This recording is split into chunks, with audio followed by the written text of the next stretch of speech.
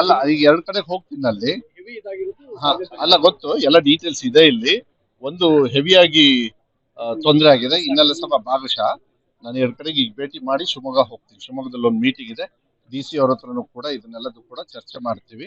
ಅದು ಯೂಶುವಲ್ ಈ ಕಡೆಗೆಲ್ಲ ಏನಾಗ್ತದೆ, ಹುಷಾರಾಗಿರ್ಬೇಕಾಗುತ್ತೆ ಈ ಟೈಮಲ್ಲಿ. ಮತ್ತೆ ಇಲಾಖೆಯವ್ರಿಗೂ ಕೂಡ, ಎಸ್ಪೆಷಲಿ KEB ಅವರಿಗೆ, ಮತ್ತೆ ಆ, ಅಲ್ಲ ಕೃಷಿ ಅವ್ರದ್ದೆಲ್ಲ ಮಾಡ್ತಾರೆ ಈಗೆಲ್ಲ. ಸ್ಟೇಟ್ ಲೆವೆಲ್ ಅಲ್ಲೂ ನಾವು ಮೀಟಿಂಗ್ ಮಾಡಿದ್ವಿ, CM ಅವರು ಒಂದ್ಸತಿ, ಮೊನ್ನೆ DC CO ಅವ್ರದ್ದೆಲ್ಲ. ಅದೇ ರೀತಿ ನಾನು ಡಿಸ್ಟ್ರಿಕ್ಟ್ದು ನಾನು ಇದಾಗಕ್ಕಿಂತ ಮುಂಚೆನೆ ಮಾಡಿದೆ, ಸುಮಾರು ಆಲ್ಮೋಸ್ಟ್ 1 ತಿಂಗಳು ಮುಂಚೆ. ನಿಮ್ಗೆಲ್ಲ ಗೊತ್ತಿದೆ DC ಮತ್ತೆ CO ಎಲ್ಲ ಆಫೀಸರ್ ಜೊತೆ. ಬಟ್ ಇಲ್ಲಿ ಫಾರೆಸ್ಟ್ ಮತ್ತೆ KEB ಅವರೆಲ್ಲ ಹುಷಾರಾಗಿರ್ಬೇಕು, ಯಾಕಂದ್ರೆ ಈಗ ಅಲ್ಲಿ ಪಾಪ ಹೇಳಿದ್ರು ಮನೆಯಲ್ಲಿ ನಿನ್ನೆ ಒಂದು ನಾಯಿ ಸತ್ತೋಗ್ಬಿಟ್ಟಿದೆ. ಅದು ಯಾಕಂದ್ರೆ ಕರೆಂಟ್ ಇದು ತುಂಬಾ ದಿವಸದಿಂದ ಕಂಪ್ಲೇಂಟ್ ಕೊಡ್ತಾರೆ. ಇಂಥದ್ರೆಲ್ಲದೂ ಕೂಡ ತಹಸೀಲ್ದಾರ್ ಅವರು ಸ್ವಲ್ಪ ಇನ್ಸ್ಟ್ರಕ್ಷನ್ಸ್ ಕೊಡ್ತೀನಿ. ಎಲ್ಲಾ ಕಡೆನೂ ಕೂಡ ಅಧಿಕಾರಿಗಳು ಸ್ವಲ್ಪ ಎಚ್ಚರ ಇರಬೇಕಾಗತ್ತೆ. ಈ ಸ್ಟಾರ್ಟಿಂಗ್ ಮಳೆ ಬರ್ತಕ್ಕಂಥ ಸಂದರ್ಭದಲ್ಲಿ ಬಿರುಗಾಳಿ ಬರೋದು, ಇದಕ್ಕೆಲ್ಲ ಮರ ಬೀಳುತ್ತೆ. ಮತ್ತೆ ಯಾವ್ದಾದ್ರು ವೈರ್ ಏನಾದ್ರು ಮನೆ ಮೇಲೆ ಹೋಗಿದ್ರೆ ಅದನ್ನ ಏನಾದ್ರು ಸೇಫ್ಟಿ ಇದನ್ನ ಮಾಡಿಸ್ಬೇಕಂದ್ರೆ ಮುಂಚೆನೆ ಮಾಡ್ತಕ್ಕಂಥ ವ್ಯವಸ್ಥೆಯನ್ನ ಮಾಡೋಣ. ಈಗ ಮಳೆ ಸ್ವಲ್ಪ ಜಾಸ್ತಿ ಆಗಿದೆ, ಮುಂಚೆನೆ ಸ್ಟಾರ್ಟಿಂಗ್ ಬೇಗ ಆಯ್ತು ಹೋದ್ ವರ್ಷ ಆದಂಗೆ. ಬಟ್ ಮುಂದೆ ಸ್ವಲ್ಪ ಮಳೆ ವ್ಯತ್ಯಾಸಗಳು ಆಗಬಹುದು ಅಂತೇಳಿ ಹವಾಮಾನ ವರದಿ ಹೇಳಿದೆ ಸ್ಟೇಟ್ ಲೆವೆಲ್ ಅಲ್ಲಿ. ಅದನ್ನ ಹೆಂಗೆ ಏನು ಅಂತ ಹೇಳಿ ಡೀಟೇಲ್ಸ್ ನಾನು ಈಗ ಹೇಳೋದಕ್ಕೆ ಹೋಗೋದಿಲ್ಲ. ಬಟ್ ಎಲ್ಲರೂ ಕೂಡ ಮಾಹಿತಿಯನ್ನ, ರೈತರಾಗ್ಲಿ ಎಲ್ಲ ಮಾಹಿತಿಯನ್ನ ಮಾಧ್ಯಮದಲ್ಲೂ ಏನ್ ಕಳಿಸ್ತಾ ಇರ್ತೀರಿ ಅದ್ರ ಬಗ್ಗೆ ಸ್ವಲ್ಪ ಫಾಲೋ ಅಪ್ ಮಾಡೋದು ಒಳ್ಳೇದು ಅಂತ ಹೇಳಿ ನಾನು ಭಾವಿಸ್ತೀನಿ. ಇಷ್ಟು ನಾನು ಹೇಳಲಿಕ್ಕೆ ಇಷ್ಟಪಡ್ತೇನೆ. ಅದೇನ್ ಪರವಾಗಿಲ್ಲ, ನಾವು ಕನ್ನಡದ ಪರವಾಗಿ ನಿಲ್ಬೇಕು ಅಂತ ಹೇಳಿ ನಾವು ಮಾಡಿದೀವಿ. ಅದು ಇದೊಂದು ವರ್ಷಕ್ಕೆ ಮಾತ್ರ, ಅದನ್ನ ಅವ್ರು ಹೇಳಿರೋದು ಈ ವರ್ಷಕ್ಕೆ ಮಾತ್ರ.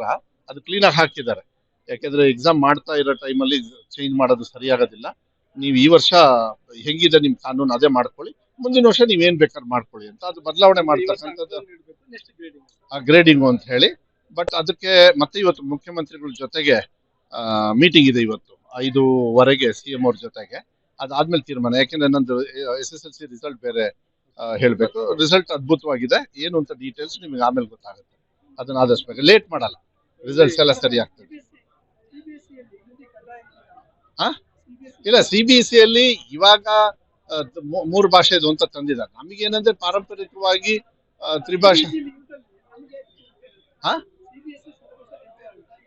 ನೋ, ನಾವು ಅದನ್ನ ಕಾನೂನು ಬದಲಾವಣೆ ಮಾಡ್ಬೇಕು. ಕೋರ್ಟ್ ಹೇಳಿರೋದು ಈ ವರ್ಷಕ್ಕೆ ಬೇಡ, ಯಾಕಂದ್ರೆ ನೀವು ಈ ವರ್ಷ 3 ಭಾಷೆ ಅಂತ ಫಸ್ಟ್ ಅನೌನ್ಸ್ ಮಾಡ್ಬಿಡ್ರಿ 25, 26ರಲ್ಲಿ. ನಾನ್ ಮಧ್ಯೆ ಚೇಂಜ್ ಮಾಡ್ಬೇಕಂತ ಬಹಳ ಪ್ರಯತ್ನ ಪಟ್ಟೆ.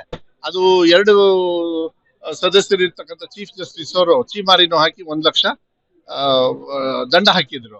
ಬಟ್ ಇಲ್ಲಿ ಸಿಂಗಲ್ ಬೆಂಚ್ ಅಲ್ಲಿ ಈ ತರ ಆರ್ಡರ್ ಮಾಡಿದ್ರು. ಅವಾಗ ನಾನೇನಾಗುತ್ತೆ, ಈ ನ್ಯಾಯಾಲಯ ಏನ್ ಹೇಳ್ತದೆ ಅದನ್ನ ನಾವು ಒಪ್ಪಕ್ಕಾಗತ್ತೆ, ನಾನು ಇಲ್ಲ ಅಂತ ಹೇಳೋದಕ್ಕಾಗೋದಿಲ್ಲ.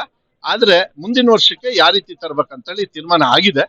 ಒಂದ್ಸತಿ CM ಅವ್ರ ಹತ್ರ ಮಾತಾಡಿ ಫಸ್ಟೇ ಆರ್ಡರ್ ಮಾಡ್ತೀವಿ. ಆರ್ಡರ್ ಮಾಡ್ಬಿಟ್ರೆ ಈಸಿ ಆಗ್ತದೆ. ಏನಾಗಲ್ಲ, ಮುಂದಿನ ವರ್ಷದಿಂದ ಎಲ್ಲ ಸರಿ ಆಗುತ್ತೆ. ಈಗ ಕೋರ್ಟ್ ಹೇಳ್ದಾಗ ನಾನೇನು ಮಾಡಲ್ಲ. ನನಗೆ ಆಸೆ ಕನ್ನಡ ಜನರನ್ನು ಉಳಿಸಬೇಕು. ಹಿಂದಿ ವಿರೋಧ ಅಲ್ಲ ಇದು.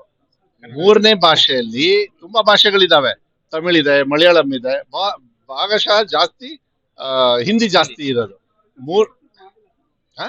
ಅಲ್ಲ ಸೆಂಟ್ರಲ್ ಅವ್ರು ಆಯ್ತು, ಇಷ್ಟು ವರ್ಷ ನಮ್ಮಲ್ಲಿ ಇದೆಯಲ್ಲ, ಸೆಂಟ್ರಲ್ ಅಲ್ಲೂ ಈಗ ತ್ರಿಭಾಷಾ ಮಾಡ್ಬೇಕಂತ ಅವರು ಕೂಡ ಕುತ್ಕೊಂಡಿದ್ದಾರೆ. ಅದು ಬೇರೆ ಪ್ರಶ್ನೆ, ನಾ ಸೆಂಟ್ರಲ್ದೆಲ್ಲ ಹೇಳಕ್ಕಲ್ಲ, ಅವ್ರು ಮಾಡ್ಕೋತಾರೆ.